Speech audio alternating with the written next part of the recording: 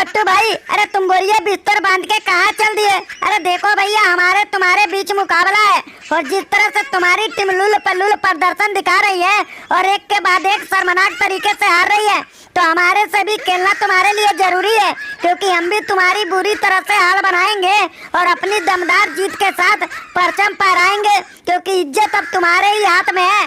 तुमसे मुकाबला होगा तो ही हमारा इज्जत बचेगा। वो भाई बराबर आजा। देख भैया, हमको अब इंग्लैंड जाना बहुत जरूरी है, क्योंकि इंडिया में हम लोग दमदार बन के आए थे और लुल बना के छोड़ दिए। अरे जिसे देखो वही फटे हुए ढोलक की तरह बजा के चला जा रहा है। ऐसा लग रहा है कि ससुरी हमारा कोई इज्जत नहीं है। अरे 2019 का हम चैंपियन टीम थे, लेकिन अब देखो 2023 में सबसे लुल टीम बना दिए गए। और रही बात तुम्हारा हमारा मुकाबला, तो ससुरी तुम्हारी औकात नहीं है कि हमारे सामने जीत पाओगे।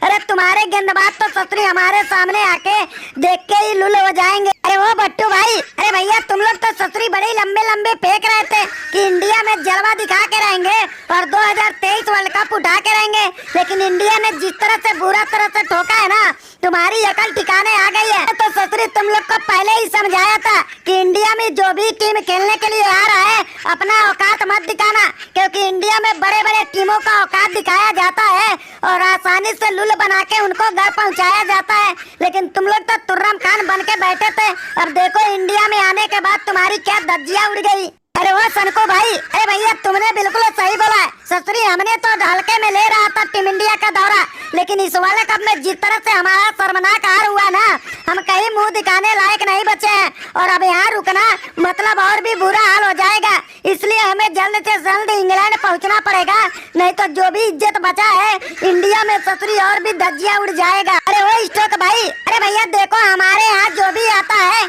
हम उनको मेहमानों की तरह मानते हैं और एक बराबर सबकी सेवा बारी बारी से करते हैं। इसलिए 5 टीमों का हमने बराबर सेवा कर दिया था, तो अगला नंबर तुम्हारा था, तो तुम्हारा भी हम अच्छे खासे सेवा कर दिए। अब देखना तुम्हारे बाद श्रीलंका की बारी है और उनका भी होने वाली जबरदस्त तरीके से खातिरदारी है। अरे वो रोहित भाई, अरे वाकई में तुम लोग जिस तरह से हमारी खातिरदारी किए हो ना, हम लोग ससुरी जिंदगी भर भूल नहीं पाएंगे। अरे भैया अपने घर में बुला के कौन इतना बुरी तरह से धोता है? तुम लोग इतनी बुरी तरह से धोए हो कि हम किसी को दिखाने लायक नहीं बचे हैं। अब देखो चलने में भी कितनी परेशानी हो रही है। हम तो खेले ही नहीं, फिर भी ससुरी तुम लोग सुझा के रख दिए। इंग्लैंड वालों देखो भैया, हर किसी टीम का भी बहुत बुरा हाल है इंडिया बना रहा है। हमें तो लग रहा है कोई जादू मंत्र किया है, तभी इतना बुरा अपनी टीम का हाल हो रहा है। अरे देखो सबसे खतरनाक गेंदबाजी हमारी पाकिस्तान टीम की थी, लेकिन क्या बुरा हाल हो गया इंडिया में आने के बाद। और सबसे दमदार बल्लेबाजी ससुरी तुम्हारी थी, लेकिन इंडिया में आने के बाद तुम्हारी सबसे लुल्ल बल्लेबाजी हो गई है। अरे वो भाई बराबर आजम, तुमने बिल्कुल सही बोला है। ससुरी सबसे दमदार बल्लेबाजी हमारी इंग्लैंड की टीम थी, लेकिन इतना बुरा हाल ससुरी हमें भी समझ में नहीं आ रहा है। और तुम्हारा तो ससुरी गेंदबाजी पहले भी लुल थी, अब भी लुल है, इसीलिए सबके सामने होती बेइज्जती फूल है। लेकिन हमारी बल्लेबाजी के सामने अच्छे अच्छे गेंदबाज डर के भाग जाते हैं, लेकिन इंडिया के गेंदबाजों ने क्या अच्छे खासे हमारे सुझाए हैं। अरे वो भाई बराबर आजम, हमें तो लगता है तुम ससुरी कहीं पोलियो का दवा पी के आए हो क्या, जो उल्टी सीधी बातें हर बार करते रहते हो और हारने के बाद एक में नया नया बहाने बनाते रहते हो। अरे इंडिया में आने के बाद लुल प्रदर्शन दिखाओगे तो बुरी तरह से ऐसे ही हार जाओगे, क्योंकि यहाँ पे आने के बाद खेल दमदार दिखाना होता है। अरे वो रोहित भाई, अरे आपने बिल्कुल सही बोले।